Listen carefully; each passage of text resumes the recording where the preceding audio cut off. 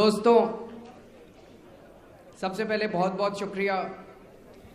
आप लोगों का प्यार, आप लोगों की मोहब्बत, यहीं से जान मिलती है। यहीं से हम सब लोग मिलके जो लड़ाई लड़ रहे हैं, एक दूसरे से हम लोग इंस्पिरेशन लेते हैं। आज बहुत दिनों के बाद मिल रहे हैं, बहुत दिनों के बाद मिल रहे हैं। सारी शिकायतें आज करेंगे जी, करेंगे, चिंता मत करो। सबसे पहले आप सब लोगों को बहुत बहुत बधाई। ये जो अभी मैं प्रश्न पढ़ रहा था, लोग कह रहे थे हम फेल क्यों हो गए, हम फेल क्यों हो गए। मेरे को तो नहीं लगता हम फेल हो गए। 1984 में बीजेपी को 2 सीट मिली थी जी। बीजेपी को 2 सीट मिली थी 1984 में। हमारी पार्टी आज 1 साल पुरानी पार्टी, हमको 4 सीट मिली है। ऐसा चुनाव जिसमें बहुजन समाज पार्टी को 0 सीट मिली है, हमको 4 सीट मिली हैं। समाजवादी पार्टी को 5 सीट मिली हैं, उसमें से एक छोड़नी पड़ेगी। मुलायम सिंह यादव जी की 2 सीट है, तो उनको 4 मिली है। चारों उनके परिवार वालों को मिली है। हमारे यहां 4 सीट आम आदमी को मिली है। नीतीश कुमार जी की पार्टी को 2 सीट मिली है, हमको 4 सीट मिली है। तो दोस्तों, मैं नहीं मानता हमारी हार हुई है। अकालियों को 4 सीट मिली है, हमको भी 4 सीट मिली है। ऐसा चुनाव जिसमें एक व्यक्ति की, उसके जो भी कारण नहीं रहे हो, उसके अंदर नहीं जाएंगे। इतनी जबरदस्त हवा चल रही थी, इतनी जबरदस्त हवा चल रही थी। दिल्ली के अंदर 7 सीटों के ऊपर अगर हम विधानसभा वाइज देखें तो विधानसभा वाइज चंद विधानसभाओं को छोड़ के जितनी वोट हमको विधानसभा के चुनाव में मिली थी, उससे ज्यादा वोट हमको लगभग सभी विधानसभाओं में मिली है। और नंबर 2 पे रहे हैं, कांग्रेस को खत्म कर दिया गया है। दिल्ली में अब केवल 2 पार्टियां, आम आदमी पार्टी और बीजेपी। और ये लोकसभा चुनाव के अंदर था केवल। आप लोगों को याद होगा, जब दिल्ली के हम चुनाव लड़ रहे थे, बहुत लोग कहते थे Kejriwal for CM, Modi for PM. अभी भी जनता के बीच में मैं घूम रहा हूं। जब से छूटा हूं, जब से बनारस से लौटा हूं, मैं तो सारा दिन सड़कों पे ही घूमता रहता हूं जी। जनता बता रही है जी, लोकसभा में मोदी को वोट दिया था, लेकिन विधानसभा में वापस आम आदमी पार्टी को वोट देंगे, वापस झाड़ू चलाएंगे। तो ये जो कुछ लोग अपने सीने में हताशा लेके बैठे हैं, हताश होने की जरूरत नहीं है। आप लोगों ने बड़ी मेहनत की है, कड़ी मेहनत की है, उसके बहुत अच्छे नतीजे आए हैं, उसके आप सब लोगों को बधाई। दूसरी बात, दिल्ली विधानसभा के चुनावों के नतीजे के बाद अपनी सरकार बनी। सरकार बनने के बाद 49 दिन में बहुत ज्यादा व्यस्त हो गए हम लोग भाई साहब। और हम चारों तरफ कहते हैं, आप लोगों ने मेरे भाषण सुने होंगे कि 49 दिनों में जितना काम आम आदमी पार्टी ने करके दिखाया, मैं चैलेंज करता हूं, भारत की आजादी के बाद किसी सरकार ने 49 दिन में इतना काम करके दिखाया। मन बहुत करता था उन 49 दिनों में कि आपसे मुलाकात हो, लेकिन मुलाकात हो नहीं पाई उन दिनों में। तो आप लोगों के मन में बहुत गुस्सा हो सकता है, मैं पहले ही माफी मांग लेता हूं जी आप लोगों से। नहीं, बहुत दिन हो गए जी मिले हुए। अब गुस्सा तो अपनों से ही होता है, अपने भाई से होता है, अपने बच्चे से होता है, तो हम आपस में, तो उन 49 दिनों में अपनी बात नहीं हो पाई। लेकिन कई वॉलंटियर से हम लोगों ने काम तो करवाया। जैसे मनीष शिक्षा मंत्री थे, दिल्ली में 950 सरकारी स्कूल है जी, सेकेंडरी स्कूल। हर सरकारी स्कूल के अंदर किसी में लेडीज टॉयलेट नहीं है, डेस्क नहीं है, ये नहीं है, वो नहीं है। तो मनीष ने वॉलंटियर्स की टीम बनाई थी। मनीष ने कहा अगर इन अफसरों के ऊपर छोड़ दिया तो ये तो पता नहीं 1 साल लेंगे। वॉलंटियर्स की टीम बना बना के हर स्कूल में भेजी थी और स्कूलों से वो लिस्ट बना बना के लाए थे कि किस स्कूल में किस चीज की कमी है, किस स्कूल में डेस्क की कमी है, किस स्कूल में लेडीज टॉयलेट नहीं है, किस स्कूल में पानी की कमी है, किस स्कूल में किताबों की कमी है, किस स्कूल में ड्रेस की कमी है। 3 दिन के अंदर अपने वॉलंटियर्स ने 950 स्कूलों का मुआयना कर लिया और सारी रिपोर्ट तैयार करके मनीष को दे दी थी। उन 950 स्कूलों के अंदर वो सारी सुविधाएं हम देने वाले थे, लेकिन इसके पहले सरकार छोड़नी पड़ी। उसके बाद जब सरकार गई तो उसके बाद मैं गुजरात चला गया, देश के अन्य कई हिस्सों में कैंपेनिंग करने के लिए चला गया, फिर बनारस चला गया, फिर आप लोगों से मुलाकात नहीं हो पाई। बनारस से लौटा तो सोचा था आप लोगों से मिलेंगे, फिर भगवान ने जेल भेज दिया। अब जेल से लौटा, लौटने के तुरंत बाद 24 घंटे के अंदर आप लोगों से मुलाकात की है। यह दिखाता है आपसे कितना प्रेम करता हूं मैं, और हम लोगों का जो ये रिश्ता है, मुझे लगता है कि हम लोग मिलके, हाँ वो कह रहे हैं भगवान ने नहीं भेजा था, बीजेपी ने जेल भेजा था। थोड़ी सी त्रुटि है। दोस्तों, आप लोगों के ढेर सारे प्रश्न हैं, मैं अभी प्रश्न पढ़ रहा था, उनमें से कुछ प्रश्न मैंने नोट किए हैं। सबसे पहले उनके मैं कुछ जो कॉमन क्वेश्चंस है बहुत सारे, उनके जवाब देने की कोशिश करूंगा। अभी शांति भूषण जी ने बहुत ही अच्छे तरीके से समझाया कि मुझे तिहाड़ जेल क्यों जाना पड़ा। उन्होंने कानूनी तौर पे, और मैं बहुत बहुत शुक्रगुजार हूं सर, जितनी अच्छी तरह से आपने जिरह की उस दिन हाई कोर्ट के अंदर, कि ये पूरा मामला हाई कोर्ट ने समझा और हाई कोर्ट ने बड़ा अच्छा आदेश पारित किया कि जो मुद्दे उठाए गए हैं उन मुद्दों से हाई कोर्ट भी सहमत है और हाई कोर्ट उस पर विचार करेगा और 31 जुलाई को उसके ऊपर दोबारा जिरह होगी और ऑर्डर पास किया जाएगा। लेकिन मेरे मन में एक और सवाल था। मैंने नितिन गडकरी जी के खिलाफ भ्रष्टाचार के सबूत देश के सामने प्रस्तुत किए। मैंने कहा कि उन्होंने भ्रष्टाचार किया है और उसके सबूत मैंने प्रस्तुत किए। उन्होंने मेरे खिलाफ मानहानि का दावा कर दिया। कोर्ट ने मेरे को बुलाया, मैं कोर्ट में चला गया। कोर्ट ने मेरे को कहा बेल ले लो। मैंने कहा जी मैंने क्या कसूर किया? कसूर तो इन्होंने किया है, भ्रष्टाचार तो इन्होंने किया, मैंने क्या कसूर किया है? अगर तो मैंने गलत आरोप लगाए तब आप मेरे को भेज दो जेल, सबूत तो देख लो। पहली बारी में ही जैसे मैं कोर्ट के अंदर घुसा, कोर्ट अगर कहती है जमानत ले लो, तो मेरे को तो लगा जी ये तो बहुत गलत है। इसका मतलब तो इस देश में कोई भी खड़ा होकर कहेगा इसने भ्रष्टाचार किया नेता ने, वो नेता एक मानहानि का दावा कर देगा, नेता तो बाहर घूमेगा और वो आदमी जेल के अंदर चला जाएगा। ये तो गलत बात है भाई साहब। मैंने कहा ऐसे जमानत नहीं लेंगे जी। जमानत तो लालू यादव लेते हैं, जमानत तो कलमाड़ी लेते हैं, जमानत तो राजा लेते हैं, जमानत तो बलात्कारी लेते हैं। मैंने क्या कसूर कर दिया जो मैं जमानत ले लूं? मैंने कहा जी मेरी आत्मा नहीं मानती, मैं जमानत नहीं लूंगा। मैं अंदर चला गया।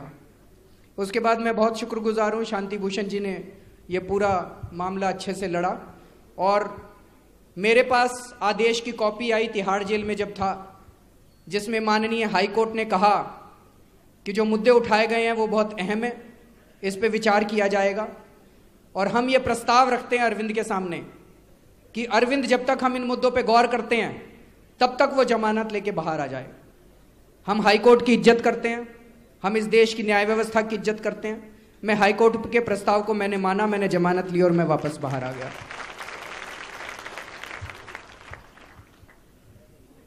दूसरा जो प्रश्न आप भी चारों तरफ जनता से, जनता हमसे प्रश्न ये चारों तरफ पूछ रही है जनता, इस्तीफा क्यों दिया, इस्तीफा क्यों दिया, इस्तीफा क्यों दिया? ये सवाल चारों तरफ से आ रहा है। छोड़ के क्यों भाग गए? छोड़ के क्यों? नहीं कोई बात नहीं दोस्तों, इसको अच्छे से समझना पड़ेगा। अगर हम केवल ये कहें कि ये केवल मीडिया का उठाया हुआ प्रश्न है, अगर हम ये कहें कि ये केवल बीजेपी और कांग्रेस का उठाया हुआ प्रश्न है, तो मुझे लगता है उसमें थोड़ी सी सच्चाई कम है। जनता के मन के अंदर भी यह प्रश्न बसा हुआ है, यह सच्चाई की बात है। और उसके दो बड़े बड़े कारण मेरे को नजर आते हैं। एक कारण नजर आता है, हमने 49 दिन में जो काम करके दिखाए, खास तौर से 3 काम। हमने बिजली के रेट आधे कर दिए, और ये कोई कागजों में नहीं हुए। अगले 3 महीने तक जो जनता के बिल आए वो बहुत कम बिल आए भाई साहब, आधे बिल आए, आधे बिल आए। जनता बड़ी खुश हो गई। पानी के बिल कई कई हजार रुपए के आया करते थे, बिल ही नहीं आया उस 2-3 महीने तक, क्योंकि पानी फ्री कर दिया। पानी फ्री कर दिया तो कई लोगों के कुछ महीने तक पानी के बिल ही नहीं आए। और तीसरा काम जो हम लोगों ने किया था कि दिल्ली में भ्रष्टाचार में भारी कमी आई थी भाई साहब। सारे मानते हैं जी, सारे मानते हैं, मैं नहीं कहता, कहीं चले जाओ जनता कहती है भाई साहब उन दिनों के अंदर सारे पुलिस वाले खराब नहीं होते, पुलिस वाले भी बहुत अच्छे हैं। मैं पुलिस वालों से बात करता हूं, वो कहते हैं जी ऊपर वाले पैसे मांगते हैं इसलिए हम लोगों को गलत काम करने पड़ते हैं, नहीं तो हमारी भी आत्मा है, हमारे भी बच्चे हैं, हम भी ईमानदारी से काम करना चाहते हैं। पुलिस वालों ने पैसे लेने बंद कर दिए, नगर निगम में पैसे लेने बंद कर दिए। कई लोग बताते हैं जिन्हें तो 1-1 लेंटन के पैसे देने पड़ते हैं। आप मकान बनाने की कोशिश करो, 1-1 लेंटन के पैसे लेने बंद कर दिए, तो जनता बड़ी खुश हो गई। तो एक तो जनता की नाराजगी का कारण यह था कि जी जैसे ही आपने इस्तीफा दिया बिजली के बिल फिर बढ़ गए। आज मैंने सुना है, पता नहीं कितनी सच खबर है, आज शाम तक या कल बिजली के दिल्ली में बिजली के रेट 10-15% और बढ़ने वाले हैं। तो जब बिजली के बिल फिर बढ़ गए, पानी के बिल फिर बढ़ गए और भ्रष्टाचार फिर बढ़ गया, और कुछ कर्मचारियों ने जाके कहा, कई सेल टैक्स वाले पहुंचे, बोले अब बुलाओ अपने केजरीवाल को। ताने देते थे, रेट डबल कर दिए उन्होंने रिश्वतखोरी के। नहीं भाई साहब, रेट डबल कर दिए उन्होंने रिश्वतखोरी के, और ताने दे के पैसे लेते थे कि अब बुलाओ अपने केजरीवाल को, हम देखते हैं बड़ा मसीहा बन के आया था। गलत तो नहीं कह रहा जी? और कईयों ने तो कहा 49 दिन के भी पैसे दे के जाओ जो नहीं दिए थे उस टाइम तुम लोग, उनके भी पैसे लेके गए हैं। हंसने की बात नहीं है जी, मेरे को जनता बता रही है। अब मैं समझने की कोशिश कर रहा हूं कि भाई हमने ऐसा क्या कसूर कर दिया भाई जनता इतनी नाराज हो गई। ये समझने की मैं कोशिश कर रहा हूं कि जनता इतनी नाराज क्यों हो गई। तो एक कारण तो ये है कि जो हमने अच्छा काम करा था वो सारा अच्छा काम बंद हो गया, और जनता को फिर से वही सारा सामना करना पड़ा, और दुगने रिश्वतखोरी के दुगने रेट हो गए, और ताने दे के रिश्वत देने लगे कि अब बुलाओ अपने केजरीवाल को। दूसरा कारण, जैसे मैं अभी जेल में गया, कई जेल के कर्मचारी मेरे पास आए, बोले जी जब आपकी सरकार बनी थी बहुत खुश हुए हम लोग, सबने पटाखे छोड़े थे यहां पे, हमको लगा कि हमारी प्रमोशन 20 साल से नहीं हुई, लेकिन अब आप हमारी प्रमोशन करवाओगे। हमको लगा कि दिल्ली पुलिस से हमारी पे पैरिटी होनी चाहिए, अब आप हमारी पे पैरिटी करवाओगे। लेकिन जैसे ही आपने इस्तीफा दिया, बोला भाई साहब कई दिन तो नींद नहीं आई, ये क्या हो गया। हमारी सारी उम्मीदें पानी फिर गई, हमारी सारी उम्मीदें, आसमान पे हमारी आशाएं थी, वो सारी धड़ाम से जमीन पे आके गिरी। बोला हमें समझ नहीं आया अब कौन हमारा काम करवाएगा। मेरे को कई कैदी मिले, उन कैदियों ने बताया कि भाई साहब जब आपकी सरकार बनी थी हम लोग बहुत खुश हुए, क्योंकि हमारे में से कई लोग झूठे केसों में फंसे हुए हैं। हमको लगा अब ये आदमी हमको जेल से बाहर करवाएगा, ये झूठे केसों से निकलवाएगा हम लोगों को। लेकिन जैसे ही आपकी सरकार गिरी, बोला हम तो जी हमको समझ नहीं आया अब हम क्या करें, हमारी तो सारी उम्मीदों पे पानी फिर गया, वो जो इतनी उम्मीदें हम लोगों ने पाल रखी थी वो सारी जमीन पे आके गिरी। तो ये दो बहुत बड़े कारण है जनता की नाराजगी के। एक तो ये कि जो हमने अच्छे काम करे थे वो सारे काम बंद हो गए, और दूसरा ये कि जो हर तबके ने उम्मीद बांध रखी थी अपने से, जनता के हर तबके ने उम्मीद बांध रखी थी, वो सारी उम्मीदों पे पानी फिर गया। अचानक उनको समझ नहीं आया। वो बोले जी आपने लोकपाल बिल पे इस्तीफा दिया, आप लोकपाल बिल के लिए लड़ते रहते, इस्तीफा देने की क्या जरूरत थी? ये सब लोग पूछ रहे हैं जी। और अपने को ईमानदारी से समझना पड़ेगा। हम केवल ये कहते बीजेपी वाले गुमराह कर रहे हैं, कांग्रेस वाले, ये इससे बात बनेगी नहीं। अपने को ईमानदारी से समझना पड़ेगा। तो मैंने उनसे पूछा, जो मेरे पास कर्मचारी आए थे जेल में, मैंने कहा भाई साहब गलती हो गई हमसे, हमने बहुत बड़ा गलत निर्णय ले लिया इस्तीफा देने का, हमें इस्तीफा नहीं देना चाहिए था। उस टाइम हमें लगा कि भाई लोकपाल बिल के लिए लड़ाई लड़ी थी, अगर अब लोकपाल बिल के लिए हमने इस्तीफा नहीं दिया तो यही जनता कल को खड़ी होकर कहेगी कि देखो अरविंद सत्ता का लालची हो गया, अरविंद ने कुर्सी नहीं छोड़ी, अरविंद कुर्सी से चिपक गया। हमने कहा जी हमने इस्तीफा तो ये सोच के दिया था, लेकिन आपको ये उल्टा लगा, तो हमसे गलती हो गई, हम माफी मांगते हैं आपसे। लेकिन अब एक बात बताओ ईमानदारी से, जो उम्मीद आपको थी कि आपकी प्रमोशन होगी, बीजेपी करा सकती है क्या? बोला ना जी। मैंने कहा कांग्रेस करा सकती है क्या? बोला ना जी। बोला, मैंने पूछा कौन करा सकता है?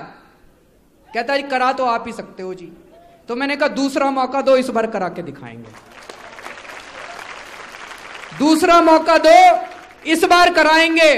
और मैंने कहा मैं आपको वचन देता हूं, इस बार 5 साल पूरी सरकार चला के दिखाएंगे। इस बार हम कहीं नहीं जाएंगे, दिल्ली छोड़ के कहीं नहीं जाएंगे जी, दिल्ली में रहेंगे, 5 साल सरकार चला के दिखाएंगे। जो आपकी उम्मीदें थी वो सारी उम्मीदें पूरी करके दिखाएंगे।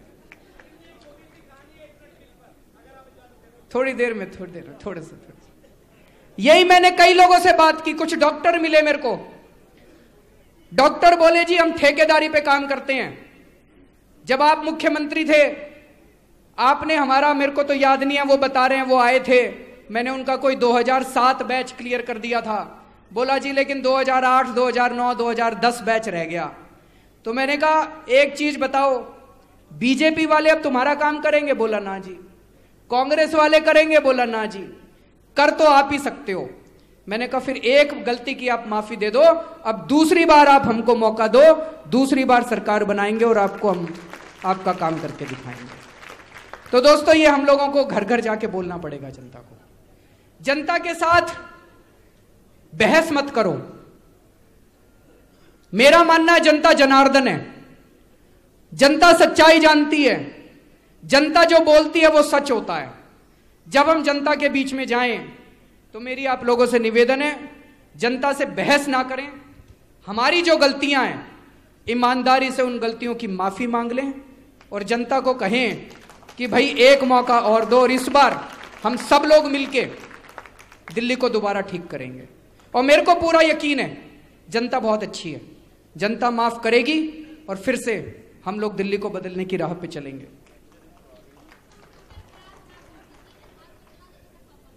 ये कई लोगों ने बताया है जी मेरे को, ये बहन जी बता रही है मेरे को, कल मेरे पिताजी सवेरे मार्केट में गए और उन्होंने बताया एक जगह सब्जी ले रहे थे, वो सब्जी वाला बोला, उन्होंने पहचान लिया मेरे पिताजी को, कभी टीवी पे देखा होगा, उसने पहचान लिया।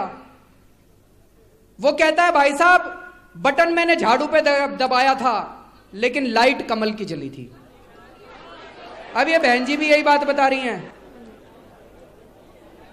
एक अभी थोड़े दिन पहले मैंने चिट्ठी लिखी थी एलजी को, उसके ऊपर काफी बवाल मचा था, उसका भी मैं सारा आप लोगों के सामने क्लियर कर देता हूं, क्योंकि आप जनता में जाओगे, आप बात करोगे तो आपको सारी सच्चाई पता होनी चाहिए। दोस्तों जब 16 मई को लोकसभा के नतीजे आए, उसके बाद मीडिया के कुछ लोगों में, कुछ टीवी चैनलों में, कुछ अखबारों में यह छपने लगा कि दिल्ली में दोबारा सरकार बन सकती है, दिल्ली में दोबारा सरकार बन सकती है, दिल्ली में दोबारा सरकार बन सकती है, यह चलने लगा। मैं दिल्ली में जहां भी गया, अपना एक वॉलंटियर था बनारस में, उसकी मौत हो गई थी, गंगा में डूब के उनका देहांत हो गया था। मैं उनके घर गया। उनके घर से जब मैं बाहर निकला, सारे मोहल्ले के लोग इकट्ठे हो गए थे। अपने सपोर्टर नहीं थे, जनता थी। जैसे ही मैं बाहर निकला, मैं सबसे हाथ मिला रहा था, तो वो कहते जी सवेरे से टीवी पे चल रहा है कि सरकार बन सकती है। मैंने कहा जी मेरे को तो पता नहीं। कहते भाई साहब एक बार गलती कर दी, अब सरकार बनती हो तो बना लेना, अब मत छोड़ देना, नहीं तो जनता दूसरी गलती माफ नहीं करेगी। मैं वहां से निकल गया, पेट्रोल पंप पे गया। पेट्रोल पंप पे जैसे ही मैंने गाड़ी रोकी, कई लोग इकट्ठे हो गए। आजकल लोग पहचान जाते हैं, जहां भी जाओ जनता इकट्ठी हो जाती है। पेट्रोल पंप पे लोग इकट्ठे हो गए, कहते भाई साहब इस बार सरकार बना लेना, इस बार मत छोड़ देना, जो जनता दूसरी गलती माफ नहीं करेगी आपको। फिर मैंने सोचा ये क्या हो रहा है। मैंने अपने सारे विधायकों की मीटिंग बुलाई। मैंने विधायकों से पूछा, 20 विधायक आए थे। 20 में से 16 विधायकों ने कहा कि जी जनता पीछे पड़ी हुई है, जब से ये टीवी पे अफवाह चली है, जनता कह रही है इस बार सरकार बना लेना, नहीं तो दोबारा वोट मांगने मत आना हमसे। 4 विधायकों ने कहा कि जी सरकार मत बनाओ। और उन 4 में से भी अगले दिन सवेरे सवेरे 2 के फोन आ गए, कहते जी जैसे ही घर पहुंचे यहां पे जनता ने घेराव कर लिया हमारा, बोले जी सरकार बना लो। मैंने सोचा विधायकों को तो लगता है भाई सरकार बन जाए तो अपना अच्छा रहेगा, दोबारा चुनाव में नहीं जाना पड़ेगा, कभी ये झूठ ना बोल रहे हो। तो मैंने उनकी मीटिंग बुलाई जो हार गए थे। जो हार गए थे वो तो हमेशा कहते हैं चुनाव कराओ जी, जीते वाले कहते हैं चुनाव मत कराओ, और हारे वाले कहते हैं चुनाव कराओ। तो जो हार गए थे मैंने उनकी सबकी मीटिंग बुलाई। आश्चर्यजनक बात, उनमें से भी 90% लोगों ने कहा कि जी जनता कह रही है इस बार मौका मत खो देना। तो मैंने कहा भाई जनता के बीच में जाते हैं, राय शुमारी करते हैं, जनता क्या कहती है जनता से पूछते हैं। तो मैंने एक चिट्ठी लिख दी लेफ्टिनेंट गवर्नर को और किसी के हाथ भिजवा दी। उसमें मैंने एक ही लाइन लिखी थी कि हम जनता के बीच में जाके राय शुमारी करना चाहते हैं कि सरकार बननी चाहिए कि नहीं बननी चाहिए, इसलिए 1 हफ्ते का टाइम दीजिए, तब तक अगर आप विधानसभा भंग करने का मन बना रहे हैं तो विधानसभा भंग मत कीजिएगा। बस एक लाइन लिखी थी। उसके बाद अगले दिन मैं लेफ्टिनेंट गवर्नर से मिलने के लिए गया। एलजी साहब से जो मेरी बातचीत हुई और उन्होंने जो मेरे को सारे टेक्निकल मुद्दे बताए, तो पता चला सरकार बन ही नहीं सकती अब। तो कई सारे टेक्निकल मुद्दे थे। तो बाहर आके फिर मैंने अगले दिन मीडिया को कहा कि हमने चिट्ठी दी थी एलजी साहब को, लेकिन जब मैं एलजी साहब से मिला और उन्होंने जो सारी बातें बताई, सरकार बन ही नहीं सकती, इसलिए हम सरकार बनाने पे कोई रायशुमारी नहीं कर रहे। तो ये दूसरा मुद्दा हो गया। कई लोगों के मन में ये संदेह हो सकता है ये चिट्ठी क्या थी। तीसरा, तो एक ये शिकायत है कुछ वॉलंटियर्स की कि हमारी सुनवाई नहीं होती।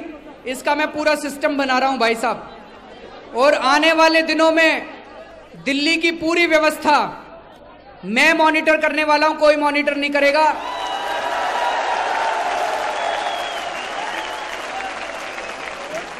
एक शिकायत है कि ये पॉलिटिकल अफेयर्स कमेटी के 8-10 लोग बंद कमरे में बैठ के निर्णय ले लेते हैं और हमारे ऊपर वो निर्णय थोप दिए जाते हैं। दूसरी पार्टियों में कुछ टॉप के लेवल पे कमेटियां होती हैं, और कमेटियां भी क्या होती है, एक ही आदमी होता है जी। बीजेपी में नरेंद्र मोदी है और कांग्रेस में सोनिया गांधी है, कोई कमेटी वमेटी कुछ नहीं होती। आप थोड़ा सा समझने की कोशिश करो। जिस तरह से अपना पूरा आंदोलन चला, एक कमेटी थी ऊपर, उस कमेटी ने निर्णय लिए, लेकिन अब समय आ गया है कि हम अपना संगठन बनाएं, और संगठन में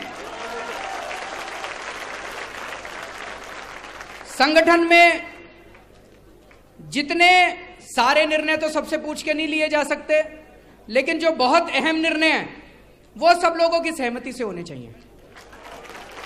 इसकी अब एक और बात मान लेना जी, मैंने कह तो दिया, अब कभी कल ही पहुंच जाओ तो थोड़ा समय दे देना मेरे को। मैं मिलने आ सकते हो जी, मिलने आ सकते हो। मैं रोज 9 बजे अपने घर पे मिलता हूं, 9 बजे से 10 बजे तक मैं रोज मिलता हूं, वॉलंटियर से भी मिलता हूं, कोई भी आ सकता है। लेकिन काम से आना, क्योंकि ऐसा ना हो इतनी भीड़ लग जाए कि मैं पूरा दिन मिलता ही रहूं, फिर काम भी तो करना है, सड़क पे भी तो निकलना है, जनता के बीच में भी तो जाना है। हाँ, नहीं, बिल्कुल ठीक बात है, ठीक बात है। तो दोस्तों, इसका संगठन बनाएंगे और जो मेरी लिए पॉलिटिकल अफेयर्स कमेटी, वो 8 लोगों की कमेटी नहीं है जी, मेरी तो ये पॉलिटिकल अफेयर्स कमेटी है।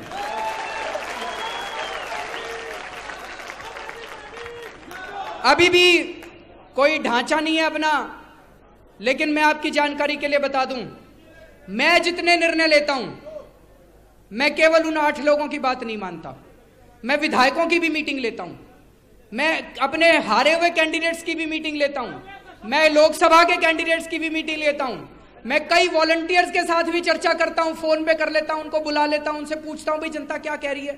जनता के साथ तो आप सारा दिन घूमते हो, आपको ज्यादा पता है जनता का, तो मैं आप लोगों से भी कईयों से फोन कर करके पूछता हूं, अभी भी करता हूं, लेकिन अब इसको थोड़ा सा ढांचा बनाया जाएगा।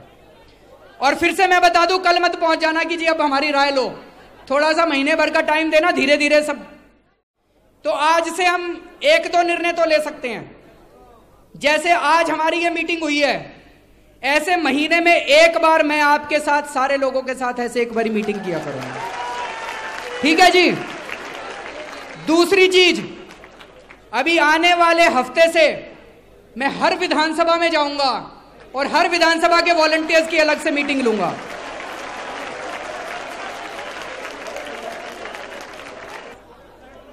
अभी मैं आपको बताने वाला हूं, हम बूथ इंचार्ज से शुरू कर रहे हैं, तो जहां जहां मैं जाऊंगा वहां बूथ इंचार्जों की मीटिंग होगी, बूथ इंचार्ज के साथ सीधे संपर्क करेंगे, बूथ इंचार्ज को पद दिया जाएगा, उसकी जिम्मेदारी तय की जाएगी।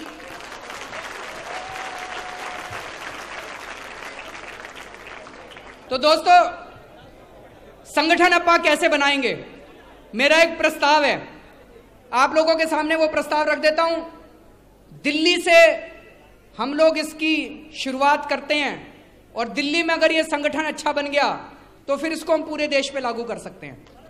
तो दिल्ली में इस संगठन का सबसे नीचे से शुरुआत करेंगे, सबसे नीचे से बूथ इंचार्ज बनाना शुरू करेंगे, और बूथ इंचार्ज हमारे पूरे संगठन की रीढ़ की हड्डी होगा। सबसे बड़ा रोल बूथ इंचार्ज का है, सबसे बड़ा रोल बूथ इंचार्ज का है। तो यहां जितने लोग बैठे हैं, सब लोगों से मैं निवेदन करूंगा, आप में से कई बड़े सीनियर लोग हो सकते हैं, लेकिन सब लोग बूथ इंचार्ज बनने की कोशिश करें, ये छोटी चीज नहीं है। अब ये बूथ इंचार्ज का क्या काम होगा, उस बूथ इंचार्ज की जिम्मेदारी, वो पूरा बूथ है, उस बूथ पे हर वोटर के पर्सनली संपर्क में रहना है। एक बूथ पे 1000 के करीब वोट होते हैं, तो लगभग 250 से 300 परिवार हो गए। अब वो अकेला तो सब में जा नहीं सकता, तो पहला उसका काम होगा कि वो अपने 10 से 15 वॉलंटियर्स की एक टीम बनाएगा। सबसे पहले वो अपनी 10 से 15 वॉलंटियर्स की टीम बनाएगा, उन 10-15 वॉलंटियर्स की फिर 3-4 टीम बना देगा, वो टीम घर घर जाएंगी और घर घर जाके जनता से संपर्क करेंगी। तो उसकी जिम्मेदारी होगी उन 300 परिवारों के लगातार संपर्क में रहना। उसको टारगेट दिए जाएंगे, मान लो उसको कहा जाएगा कि भाई ये पर्चा है, ये पर्चा 300 घरों में पहुंचाना है। मान लो उसे कहा जाएगा कि ये संदेश है, ये संदेश आपको इन 300 घरों में पहुंचाना है, तो वो अपनी टीम के जरिए और खुद भी घर घर जाएगा और घर घर जाके डोर टू डोर करेगा। लेकिन जो बूथ इंचार्ज 2 बार टारगेट पूरे करने में असमर्थ रहेगा, तो फिर उसको बदलना चाहिए। गलत तो नहीं कह रहा जी, सहमति है सबकी? फिर कभी मैं बदलूं कहोगे मेरे को बदल दिया जी, अरविंद बड़ा गंदा है, ऐसे तो नहीं कहोगे? तो सबकी सहमति है, 2 बार से ज्यादा जो बूथ इंचार्ज अपना टारगेट पूरा नहीं करेगा, उसको हाथ जोड़ के कहेंगे भाई पार्टी में रहो, कार्यकर्ता बन जाओ, बूथ इंचार्ज किसी और को भी। दूसरी चीज, बूथ इंचार्ज अपने इलाके में, अपने घर के बाहर पार्टी का बोर्ड लगाएगा, पार्टी का झंडा लगाएगा, पार्टी का वो पार्टी का नुमाइंदा होगा उस इलाके के अंदर। और जब अपनी सरकार बन जाएगी तो जो विकास कार्य बूथ इंचार्ज करेगा वही विकास कार्य उस इलाके में किए जाएंगे। ठीक है भाई साहब? मान लो वहां किसी की समस्या है, वो सीधा, मान लो किसी नागरिक की समस्या है, वो सीधा सरकार के पास आ जाता है, तो एक बार तो कर देंगे काम, फिर उसको कहेंगे भाई अगली बार से बूथ इंचार्ज के पास जाया करो काम कराने के लिए। बूथ इंचार्ज काम करवाने के लिए लेके आएगा, वो हमारा ऑफिशियल नुमाइंदा होगा उस इलाके के अंदर। मंजूर है भाई साहब? बूथ इंचार्जों के ऊपर फिर एक polling centre, polling station in charge होगा। पोलिंग स्टेशन इंचार्ज की ज्यादा वो नहीं होगी, बूथ इंचार्ज की ज्यादा चलेगी। पोलिंग स्टेशन इंचार्ज तो एक तरह से सुपरवाइज करने के लिए है। पोलिंग स्टेशन इंचार्ज, मान लो कल को सरकार बन गई, पोलिंग स्टेशन इंचार्ज अगर कोई प्रस्ताव लेके आएगा तो उसकी नहीं सुनेंगे, बूथ इंचार्ज की सुनेंगे। पोलिंग स्टेशन इंचार्ज किसको बनाएंगे? तो कुछ लोगों का कहना था कि जो 5 या 6 बूथ इंचार्ज हैं वो चुनाव करें, लेकिन मैंने ये देखा है भाई साहब कि आपस में जब चुनाव करते हैं ना तो सबसे ढीले आदमी को बना लेते हैं जो कुछ नहीं काम करवाता। गलत तो नहीं कह रहा जी? नहीं, सबको मनमोहन सिंह बड़ा प्यारा लगता है अपने बॉस के रूप में। हमारा बॉस तो मनमोहन सिंह जैसा हो, काम करवाने के लिए कुछ ना। तो दोनों चीजों की जरूरत है। पोलिंग स्टेशन इंचार्ज ऐसा हो जो सबको मंजूर भी हो और जो थोड़ा टाइट करके काम भी कराता हो। ठीक है जी? फिर इसी तरह से पोलिंग स्टेशन इंचार्ज के ऊपर होगा वार्ड इंचार्ज। तो अभी आज हम केवल वार्ड इंचार्ज तक बात करते हैं। चुनाव के बाद हम लोग असेंबली इंचार्ज भी बनाएंगे, लेकिन अभी असेंबली इंचार्ज नहीं बना रहे। अभी कैंडिडेट कोई जो कैंडिडेट होंगे वो कैंडिडेट ही होंगे, क्योंकि अगर 2-1 असेंबली इंचार्ज हो गया, कैंडिडेट हो गया, लड़ेंगे आपस में, मारपीट करेंगे। तो ये आज वार्ड इंचार्ज तक मैं बात कर रहा हूं, वार्ड इंचार्ज तक इस तरह से बनाते हैं। इसकी शुरुआत कल परसों से ही करेंगे। तो दोस्तों, ये जो मैंने ढांचा आप लोगों के सामने रखा है, इस ढांचे से एक तो जिम्मेदारी मिलती है सबको, एक सबकी जवाबदेही तय होती है। इस ढांचे में अब अपने पास मोटे मोटे तौर पे 11,000 पोलिंग बूथ है दिल्ली में। 11,000 बूथ इंचार्ज बन जाएंगे। अगर कल को मेरे को आपसे बात करनी है तो ये 11,000 तो एक साथ इकट्ठे करने मुश्किल होंगे, लेकिन हम वीडियो कॉन्फ्रेंसिंग के जरिए बात कर सकते हैं। आपकी विधानसभा में एक साथ पूरी दिल्ली के अगर सारे वॉलंटियर से बात करनी है और आपको मेरे से बात करनी है तो वीडियो कॉन्फ्रेंसिंग के जरिए आप मेरे से प्रश्न पूछ पाएंगे और मैं आप लोगों तक अपना संदेश दे पाऊंगा। और अगर अपने को मान लो कोई बड़ा निर्णय लेना है तो हर विधानसभा में बूथ इंचार्ज की मीटिंग हो सकती है, वार्ड इंचार्ज की, पोलिंग स्टेशन इंचार्ज की मीटिंग हो सकती है और उनसे उनकी राय जानी जा सकती है। ठीक बात है ना जी?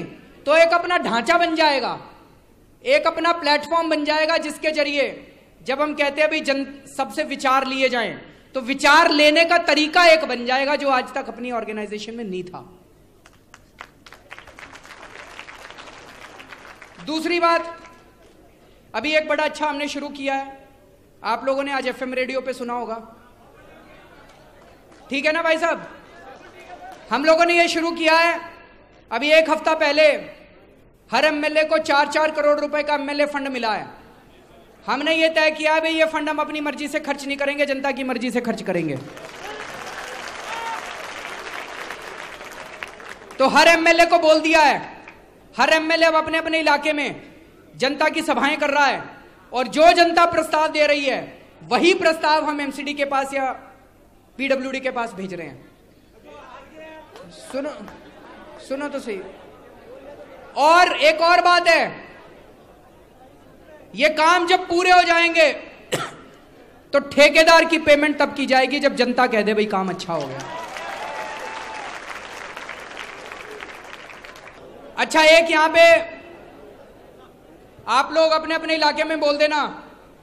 आप लोगों को याद होगा कि जब मैं मुख्यमंत्री था, मैं एक कमिटी बना के गया था कि जितने ठेकेदारी पे काम करने वाले कर्मचारी हैं उनको नियमित करने के लिए एक कमिटी बनाई थी। उस कमिटी ने अब अपनी रिपोर्ट दी है। उस रिपोर्ट में उन्होंने लिखा है 36,000 कर्मचारी नियमित होंगे दिल्ली में।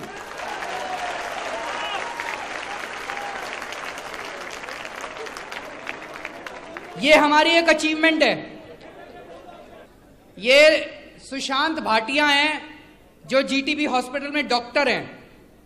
डॉक्टर ने ये बना के भेजा है, तो इसमें गलती नहीं हो सकती। इसमें इन्होंने लिखा है जीटीबी हॉस्पिटल में आम आदमी पार्टी की सरकार बनने के बाद भारी सुधार हुआ है। आपने हमारा मेडिकल सुपरिंटेंडेंट बदला और अब डॉक्टर बीके जैन को आपने दो सुपरिंटेंडेंट बनाया, जो बेहद ईमानदार और अच्छी नीयत वाले इंसान हैं। अस्पताल के अंदर सफाई व्यवस्था में भारी सुधार हुआ है। All the drugs supplied by the government available free of cost. Earlier drugs like propofol for surgery was brought by the patient.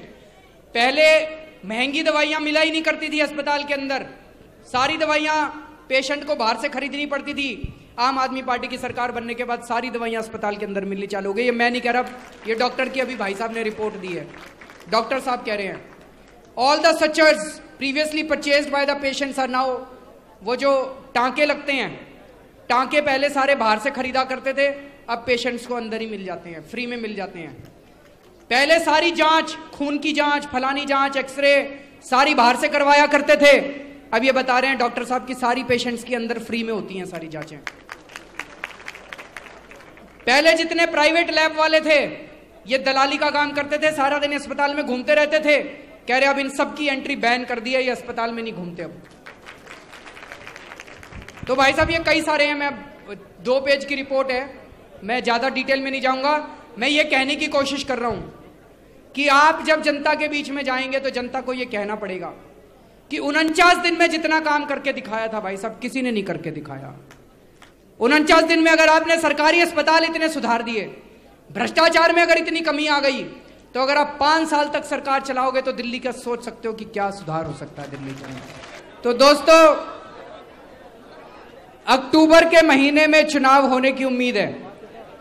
Delhi विधानसभा शायद जल्द भंग हो जाएगी और मुझे पूरी उम्मीद है, पूरा विश्वास है कि इस बार आम आदमी पार्टी की सरकार पूर्ण बहुमत से ही नहीं, बहुमत से बहुत ज्यादा सीटें लेके आएगी।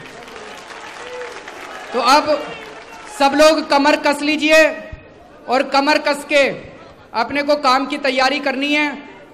क्या क्या काम करना है, कैसे कैसे काम करना है, उसकी जानकारी आप लोगों को दे देंगे। लेकिन अब इस तरह का अपने बीच में जो सेशन है, ये हर महीने हम लोगों के बीच में हुआ करेगा और हर विधानसभा में मैं आने वाले दिनों में आपसे आके मिलूंगा। भारत माता की